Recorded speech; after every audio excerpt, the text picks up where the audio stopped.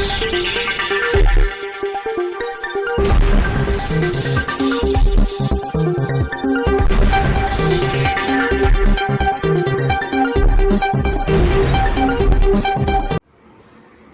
દર્શક મિત્રો, શિરોડ સમાચારમાં આપ સૌનું હાર્દિક સ્વાગત છે। તિલકવાડા તાલુકાના મોટા ભાવપુરા ટેકરા ગામે લગ્ન પ્રસંગમાં થયેલ માથાકૂટ દરમિયાન છોડાવવા પડેલા નર્મદા જિલ્લા પંચાયત પ્રમુખ ભીમસિંહ તડવી સહિત અન્ય ઈસમો પર હુમલો કરાતા વધુ સારવાર અર્થે વડોદરા ખસેડવામાં આવ્યા।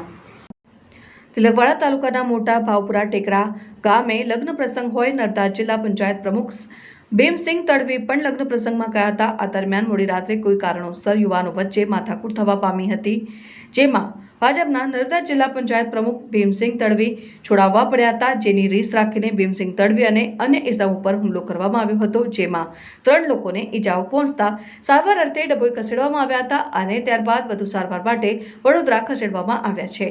ત્યારે લગ્ન પ્રસંગમાં થયેલ માથાકૂટમાં વરરાજાની ગાડીને પણ નુકસાન પહોંચાડવામાં આવ્યું છે।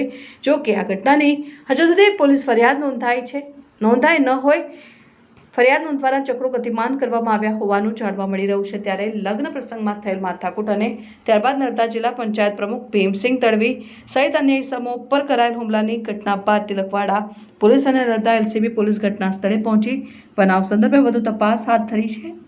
રિપોર્ટર મિત માછી, શિરોડ સમાચાર ન્યૂઝ, ડભોઈ।